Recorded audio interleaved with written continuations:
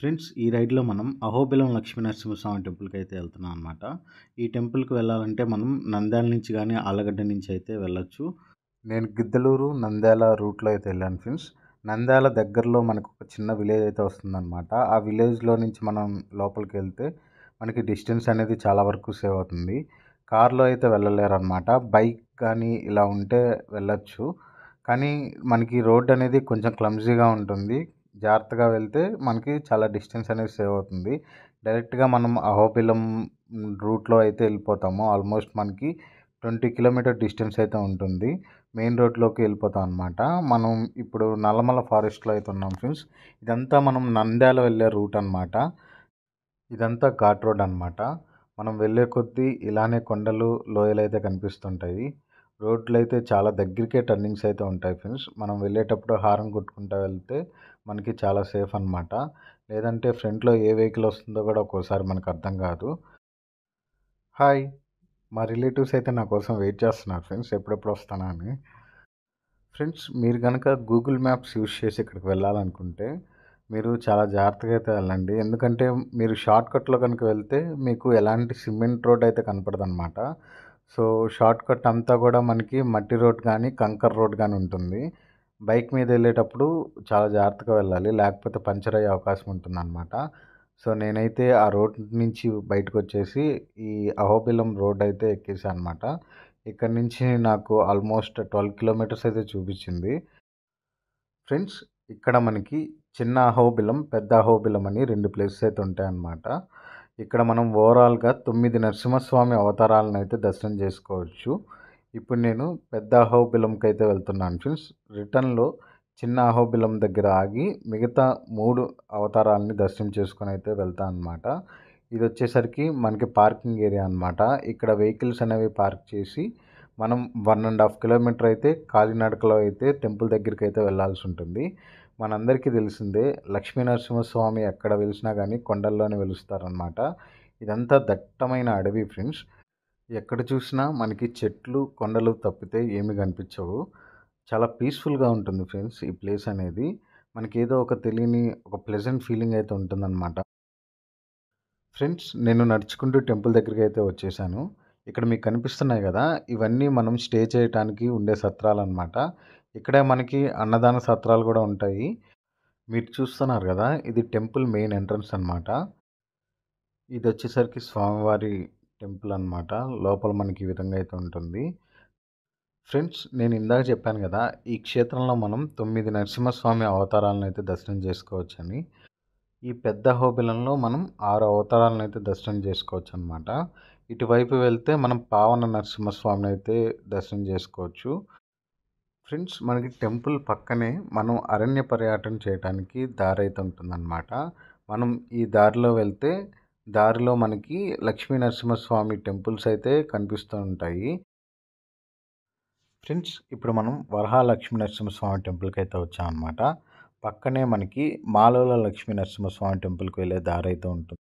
Friends మీరు గనక first time గనక ఈ ప్లేస్‌కి వెళ్ళాలనుకుంటే గైడ్‌నైతే తీసుకెళ్ళండి. మీరు గనక గైడ్‌ని తీసుకెళ్ళినట్లయితే మీకు ఇక్కడున్న అన్ని ప్లేసెస్‌నైతే తిప్పి చూపిస్తాడు. అండ్ అలానే మీరు ఎర్లీ మార్నింగ్ వెళ్తే మీకు చాలా ప్లస్ అవుతుంది. మీరు లేట్‌గా వెళ్తే వాళ్ళు కొన్ని ప్లేసెస్ మిస్ చేసే అవకాశం అయితే ఉంటుందన్నమాట.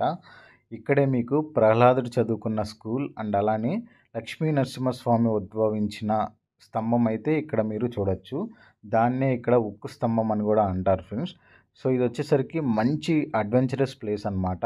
ఎవరైనా ఫ్రెండ్స్‌తో గానీ, ఆఫీస్ కలీగ్స్‌తో గానీ రావాలనుకుంటే ఒక ట్రెక్కింగ్ ప్లేస్ లాగా ఈ ప్లేస్ అనేది మంచి ప్లేస్ అనమాట. ఇది మంచి డివోషనల్ ప్లేస్ కూడా అనమాట. ఇక్కడ గనక మీరు గట్టిగా ఏదైనా అనుకుంటే మీకు స్వామివారు ఖచ్చితంగా తీరుస్తారు ఫ్రెండ్స్. అండ్ అలానే మా మదర్ అనుకున్నారనమాట హౌస్ అనేది కట్టాలని. మా మదర్ అనుకున్నట్టుగానే హౌస్ కట్టేసింది. నేను గూడా ఇప్పుడు కట్టాలని ఇక్కడ కొన్ని రాళ్ళైతే పెడుతున్నా అనమాట. చూడాలి ఫ్యూచర్‌లో నేను నిజంగా ఆ హౌస్ అనేది కడతానో లేదో అయితే తెలీదు గానీ, ఇక్కడ ఒక హోప్‌తో అయితే నేను రాళ్ళనైతే పెడుతున్నాను. ఫ్రెండ్స్ నేనిప్పుడు జ్వాలా నరసింహస్వామి టెంపుల్‌కైతే వెళ్తున్నా అనమాట. మనం ఈ టెంపుల్‌కి వెళ్ళటానికి చాలా దూరం అయితే నడవాల్సి ఉంటుంది.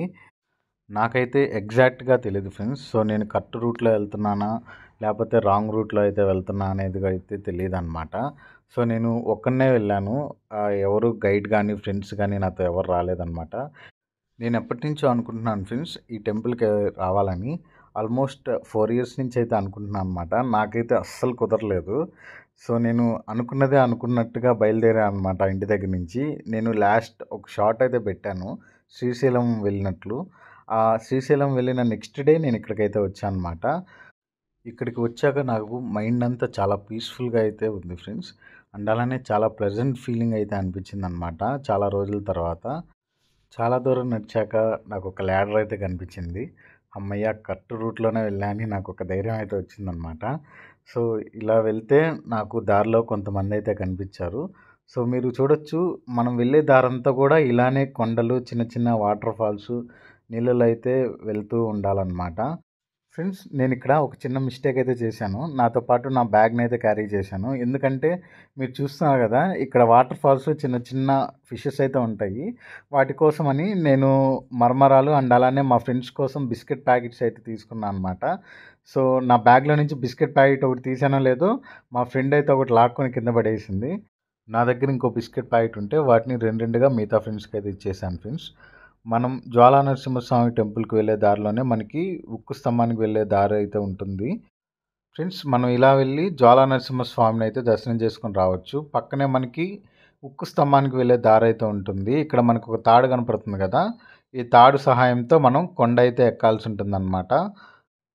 ఫ్రెండ్స్ ఈ జర్నీ అంతా కూడా మీకు ఇంక్లైన్డ్‌గా అయితే ఉంటుంది. ఈ తాడు లేకపోతే మీకు గ్రిప్ అయితే ఉండదు. ఈ తాడు పట్టుకొని ఎక్కితే మీకు చాలా వరకు గ్రిప్ అయితే ఉంటుందన్నమాట. లేకపోతే జారే అవకాశం ఉంటుంది. లేదా చిన్నగా మీరు రాళ్ళు పట్టుకొని ఎక్కితే మీకు సపోర్ట్ అయితే ఉంటుంది ఫ్రెండ్స్. మీరు ఇక్కడ చూడొచ్చు చాలా ఇంక్లైన్డ్‌గా అయితే ఉందన్నమాట. మీకు ఈ ఉక్కు స్తంభానికి వెళ్ళాలంటే మినిమమ్ 2-3 అవర్స్ అయితే టైం అయితే పడుతుంది. చాలా జాగ్రత్తగా అయితే వెళ్ళాలి. ఎవరైనా తోడుంటే సపోర్ట్ చేసుకొని వెళ్ళొచ్చనమాట. ఫ్రెండ్స్ ఉక్కు స్తంభం దాకా వెళ్ళటం అనేది ఒక మంచి అడ్వెంచరస్ విషయం అనే చెప్పాలి. ఇందాక నేను ఒక మిస్టేక్ అయితే చేశానని చెప్పా కదా! నాకు ఎదురుగా వచ్చేవాళ్ళు ఏం చెప్పారంటే పైన కోతులైతే ఉన్నాయి. మనం ఏమన్నా బ్యాగ్స్ గానీ ఏమన్నా తీసుకెళ్తుంటే అవి లాక్కొని కిందైతే పడేస్తున్నాయంట. సో, నేను అలానే వెళ్ళిపోయాను ఫ్రెండ్స్. నన్నైతే కోతులైతే వదలలేదు. ఇంక నాకేం చేయాలో అర్థం కాక నా బ్యాగ్‌లో మిగిలిపోయిన మరమరాలుంటే అవి ఇచ్చేసి నేను వచ్చేసా అనమాట. నా బ్యాగ్‌నైతే పట్టుకోలేదు. ఫ్రెండ్స్ మీరిక్కడ చూస్తున్నారు కదా! ఇదే అనమాట ఉక్కు స్తంభం. ఇక్కడ మనకి స్వామివారి పాదాలు అండ్ అలానే జెండా అయితే ఉంటుంది. ఇక్కడ దాకా వచ్చి మనం ఏదైనా గట్టిగా అనుకుంటే స్వామివారు మన కోరికలైతే తీరుస్తారు ఫ్రెండ్స్. సో, అలా అనుకునే మా మదర్ ఇక్కడికొచ్చి గంట అయితే కట్టారనమాట. ఇల్లు కట్టిన తర్వాత వస్తానని. ఫ్రెండ్స్ నేను అహోబిలం నుంచి రిటర్న్ అయ్యేసరికి చాలా నైట్ అయితే అయిపోయింది. సో, మనకి దగ్గరలోనే మహానంది అయితే ఉంటుందన్నమాట. నేను నైట్ మహానందిలో స్టే చేసి ఎర్లీ మార్నింగ్ మనకి ఇక్కడ స్వామివారికి 7 రకాల హారతులైతే ఇస్తారనమాట. అండ్ అలానే స్వామివారి స్పర్శ దర్శనం కూడా మనం ఇక్కడ చేసుకోవచ్చు. సో, నేను ఎర్లీ మార్నింగ్ 200 రూపీస్ టికెట్ అయితే తీసుకొని స్వామివారి దర్శనం అయితే చేసుకొని నేను రిటర్న్ అయితే అయిపోయాను ఫ్రెండ్స్.